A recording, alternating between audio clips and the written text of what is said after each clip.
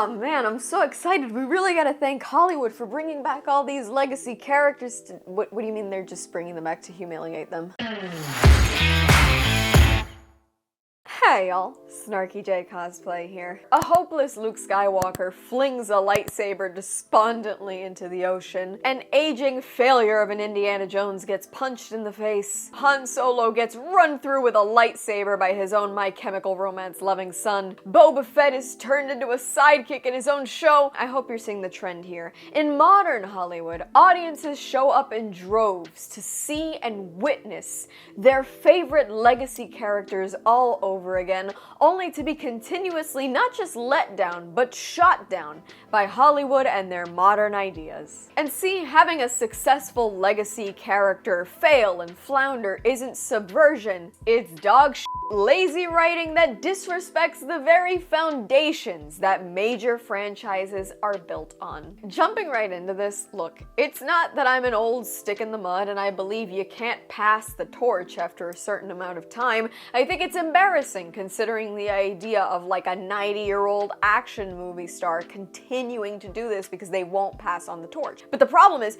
you gotta pass on the torch. You can't use that torch to light the old shit on fire and then give the torch to the young ones. And if you're gonna bring in a legacy character to have them die or take a step back, it should be done respectfully, meaningfully, and with dignity, which is a word that I don't think Hollywood can define anymore. So before I start ranting about Boba Fett again, which I feel like I do on this channel at least 3 to 6 times a month, I want to talk about what exactly a legacy character is. A legacy character doesn't just mean it's an old character. Legacy characters are so much more. They're essentially icons that shaped the path of storytelling in a lot of beloved franchises. Typically, they're long-standing characters with decades of deep emotional history across a franchise. And they matter, past the point of just wearing on a t-shirt or pointing out like, hey, my dad had that guy on his bumper sticker in the 80s. Legacy characters matter because they're symbols for the values that have shaped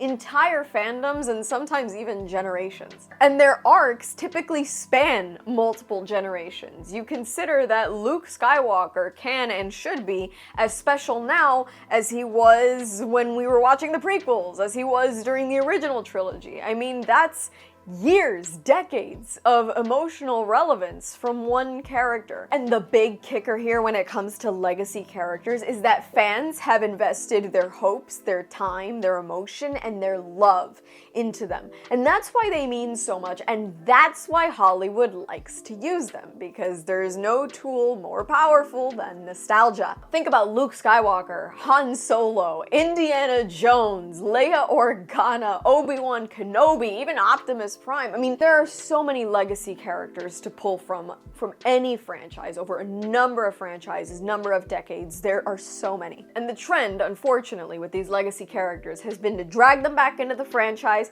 and break them down.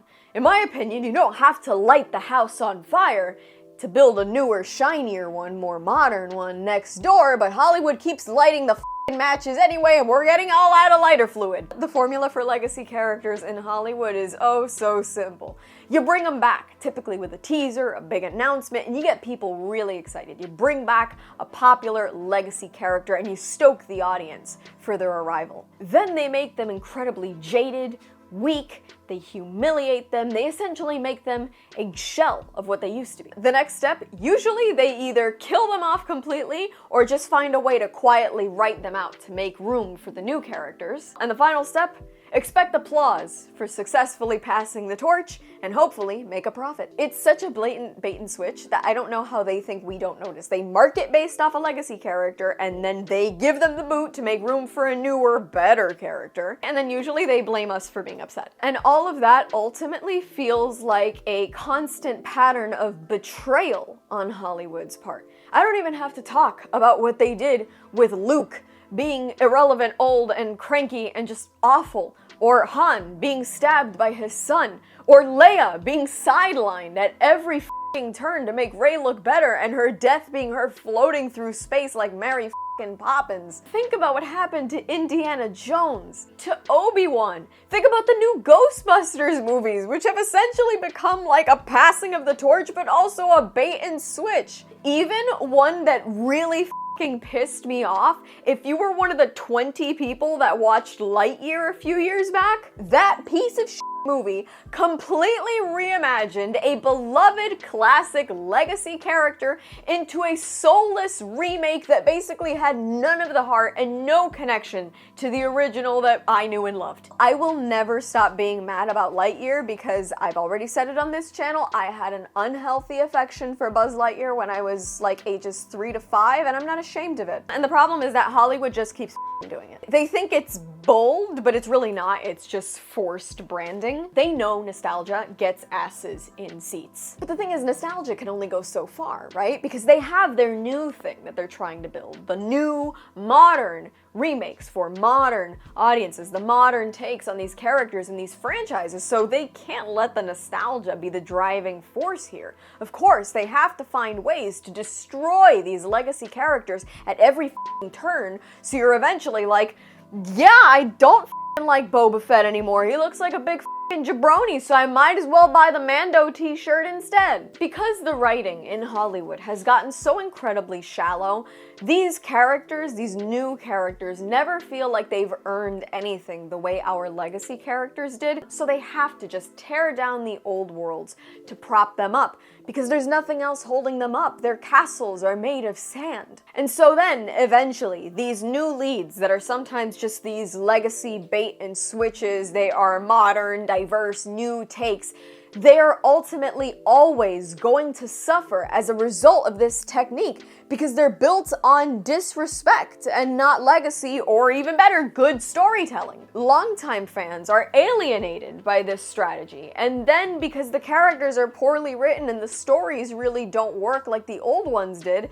the new fans aren't properly earned at all. So what you're left with is a husk of what that IP and what that character used to be, for literally no reason. If you let legacy characters stand beside the new generation, maybe let them become a mentor character. If you let the legacy characters be part of the story without making them the punchline of the joke. If you let the eventual endings of these legacy characters be earned and not some forced thing to get them off the screen quicker. And if you build new characters, you take the time to flesh them out and really make them worth admiring, as opposed to just using icons as stepping stones for these characters' lackluster development, then you can, in fact, pass the torch without dropping it in a pile of garbage and creating a flaming landfill first. Legacy characters deserve so much better than that. They aren't a burden. They are the foundation that IPs, franchises, whatever you want to call them, are built upon. They are the reasons why these things have made as much money as they did in the past, and why people still care enough to try and redo them now. And if Hollywood doesn't learn to respect that, then essentially they're not writing the continuation of a legacy.